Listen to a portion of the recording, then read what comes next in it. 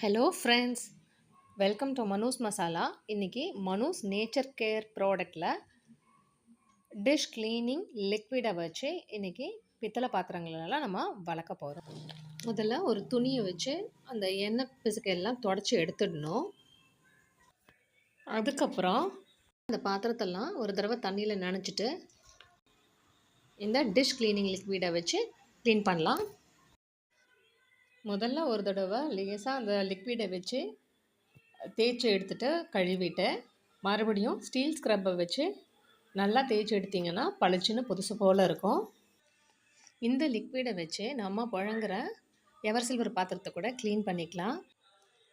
இதில் எந்த கெமிக்கலும் இல்லாததுனால இது நம்ம ஸ்கின்னுக்கு ரொம்ப சேஃப். இந்த மனூஸ் நேச்சர் கேர் க்ளீனிங் லிக்விட் உங்களுக்கு பிடிச்சிருந்ததுன்னா ஸ்க்ரீனில் தெரிகிற வாட்ஸ்அப் நம்பருக்கு மெசேஜ் பண்ணுங்கள்.